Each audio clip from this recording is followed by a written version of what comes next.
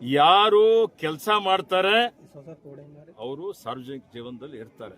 ಯಾರು ಬರೀ ಘೋಷಣೆ ಮಾಡ್ತಾರೆ ಅವ್ರಿಗೆ ಜನ ಮನೆಯಲ್ಲಿ ಖಂಡ್ರೆ ಅವ್ರಿಗೆ ಹೇಳ್ತೀವಿ, ನಿಮ್ಮಲ್ಲಿ ಏನಾರ ತಾಕತ್ತಿತ್ತು ತಂದೆ ಮಗನಿಗೆ ಅಂದ್ರೆ ರಾಜ್ಯ ಸರ್ಕಾರದಿಂದ ದುಡ್ಡು ತಂದು ಪೂಜೆ ಮಾಡ್ರಿ. ಯಾರೋ ತಂದಿದ ದುಡ್ಡಿಗೆ ಪೂಜೆ ಮಾಡಿ ನೀವು ದೊಡ್ಡ ಮಹಾ ಅಭಿವೃದ್ಧಿ ಹರಿಕಾರ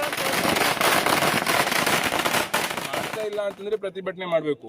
ಅಭಿವೃದ್ಧಿ ಆಗ್ತಾ ಇದೆ ಅಂತಂದ್ರೆ ಪ್ರತಿಭಟನೆ ಮಾಡಿದ್ದಕ್ಕೆ ಮತ್ತೊಂದ್ಸಲ ಶಂಕುಸ್ಥಾಪನೆ ಮಾಡಬಾರ್ದು ಅನ್ನೋದಕ್ಕೆ ನಮ್ಮ ಅಬ್ಜೆಕ್ಷನ್ ಇತ್ತು. ಈಗ ಅವ್ರು ಮಾಡುವಂತ ಕಾರ್ಯಕ್ರಮ ಯಾವುದೇ ನಮ್ದು ತಕರಾರಿಲ್ಲ. ಆದ್ರೂ ಕೂಡ ಇವತ್ತು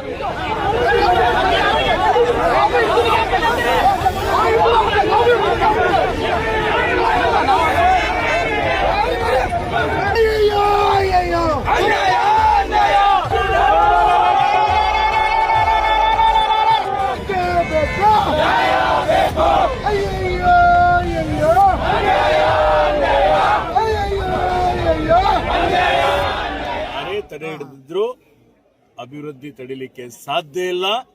ಇವತ್ತು ಈ ದೇವಾಲಯದ ಅಭಿವೃದ್ಧಿ ಮಾಡ್ತೇವೆ, ಬೀದರ್ ಜಿಲ್ಲೆ ಅಭಿವೃದ್ಧಿ ಪತ್ರ ತೆಗೆದುಕೊಂಡು ಹೋಗ್ತೇವೆ. ಅನುದಾನ ಏನಿದೆ ಯಾರದೇ ಸ್ವತ್ತಲ್ಲ, ಅಭಿವೃದ್ಧಿ ನಿರಂತರವಾಗಿ ನಡೀತದೆ. ಯಾವುದೇ ಪೊಲೀಸರು ತಡೆಯೋ ಪ್ರಶ್ನೆ ಇಲ್ಲ. ಅವ್ರು ನಮಗೆ ತಡಿಲಿಕ್ಕೆ ಹೊಂಟಿದ್ದಾರೆ, ಅರ್ಥ ಮಾಡ್ಕೊಳ್ಳಿ. ನಿಮ್ಮ ಹತ್ರ ಏನಾರ ತಾಕತ್ತಿತ್ತು ರಾಜ್ಯ ಸರ್ಕಾರ ದುಡ್ಡು ತರ್ರಿ, ತಂದು ಅಭಿವೃದ್ಧಿ ಮಾಡ್ರಿ. ಯಾರೋ ಕೊಟ್ಟಿದ್ದ ದುಡ್ಡಿಗೆ ಪೊಲೀಸರಿಗೆ ಹಚ್ಚಿ ಪೂಜೆ ಮಾಡೋದು ಇದು ಗಂಡಸ್ತನ ಅಲ್ಲ.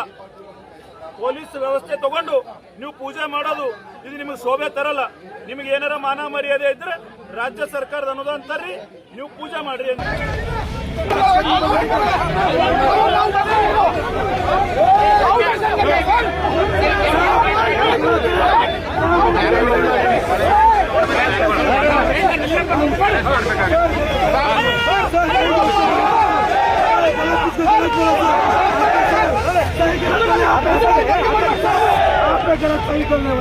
ಈಗ ಇದು ಜನರದೇ ಅದ, ಜನರ ಪ್ರತಿನಿಧಿಯಾಗಿ ನಾನು ಪೂಜೆ ಮಾಡ್ತಾ ಇದ್ದೀನಿ, ಕಾಮಗಾರಿ ಚಾಲನೆ ಕೊಡ್ತಾ ಇದ್ದೀನಿ. ಇದರ ತಪ್ಪೇನಿದೆ? ಈಗ ಬಿಜೆಪಿ ಶಾಸಕರು ಅವರು ಕೂಡ ವಿಡಿಯೋ ಮಾಡಿದ್ದಾರೆ. ನನಗೆ ಅವ್ರಿಗೆ ಒಂದೇ ಪ್ರಶ್ನೆ ಕೇಳ್ತೀನಿ, ಈ ಅವರು ಕೂಡ ರಸ್ತೆ ಕಾಮಗಾರಿ, ಕಟ್ಟಡ ಕಾಮಗಾರಿ ಅವ್ರು ಚಾಲನೆ ಕೊಡ್ತಾ ಇರುವಾಗ ಟೆಂಡರ್ ಆಗುತ್ತೆ. ಟೆಂಡರ್ ಆದ್ಮೇಲೆ ಏಜೆನ್ಸಿ ಗುತ್ತಿದಾರ್ ಫಿಕ್ಸ್ ಆಗ್ತಾರೆ.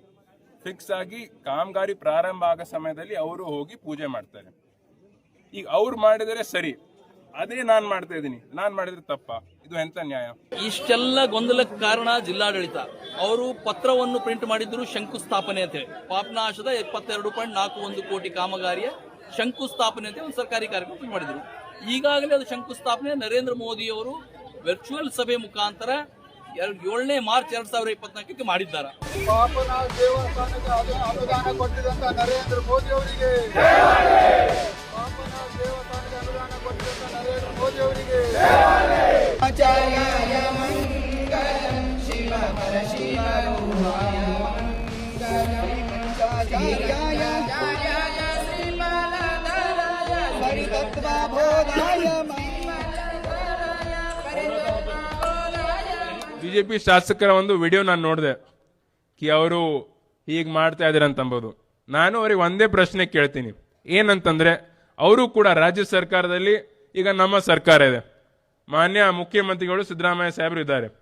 ಈಗ ಅವರು ಕೂಡ ಏನು ಕಾಮಗಾರಿ ಬರುತ್ತೆ, ಟೆಂಡರ್ ಪ್ರಕ್ರಿಯೆ ಆಗತ್ತೆ, ಟೆಂಡರ್ ಆದ್ಮೇಲೆ ಗುತ್ತಿದಾರ ಏಜೆನ್ಸಿ ಫಿಕ್ಸ್ ಆಗ್ತಾರೆ, ಅದಾದ್ಮೇಲೆ ಅವ್ರು ರಸ್ತೆ ಕಟ್ಟಡ ಅವರು ಪೂಜೆ ಮಾಡಕ್ ಹೋಗ್ತಾರೆ. ಸುಮಾರು ಸಲ ನಾನು ನೋಡಿದ್ದೀನಿ, ಮಾಧ್ಯಮದ ಮಿತ್ರರು ಕೂಡ ಅದನ್ನು ಕವರ್ ಮಾಡಿದ್ದಾರೆ, ಎಲ್ಲ ನ್ಯೂಸಲ್ಲಿ ಕೂಡ ಬಂದಿದೆ, ಈ ರಸ್ತೆ ನಾವು ಕಾಮಗಾರಿ ಚಾಲನೆ ಮಾಡಿದೀವಿ ಅಂತ. ಅದು ಎಲ್ಲ ಟೆಂಡರ್ ಆದ್ಮೇಲೆ ಆಗುತ್ತೆ, ಟೆಂಡರ್ ಆದ್ಮೇಲೆ ಗುತ್ತಿದಾರ ಏಜೆನ್ಸಿ ಫಿಕ್ಸ್ ಆದ್ಮೇಲೆ ಆಗುತ್ತೆ. ಈಗ ಅವ್ರು ಮಾಡಿದ್ರೆ ಸರಿ, ಆದ್ರೆ ನಾನ್ ಮಾಡಿದ್ರೆ ತಪ್ಪ? ಇದು ಎಂತ ನ್ಯಾಯ? ಈ ಕೇಂದ್ರದಲ್ಲಿ ನಮ್ಮ ಸರ್ಕಾರ ಇಲ್ಲ ಅಂತ ಅವ್ರು ಈ ತರ ಮಾಡೋದು ಎಷ್ಟರ ಮಟ್ಟಿಗೆ ಅದು ಸರಿ ಅಂತ ಅವರು ವಿಚಾರ ಮಾಡ್ಬೇಕಾಗತ್ತೆ. ಈ ಕೇಂದ್ರದಲ್ಲಿ ಹೌದು ನಮ್ಮ ಸರ್ಕಾರ ಇಲ್ಲ, ಆದ್ರೂ ಕೂಡ ನಾವು ಅನುದಾನ ನಾವು ತಗೊಂಡ್ ಬರ್ತಾ ಇದೀವಿ, ಸ್ಪಂದನೆ ಮಾಡ್ತಾ ಇದ್ದಾರೆ. ಅದು ಅವರು ಕೂಡ ಸಪೋರ್ಟ್ ಮಾಡಬೇಕು, ಬೆಂಬಲ ಕೊಡಬೇಕು.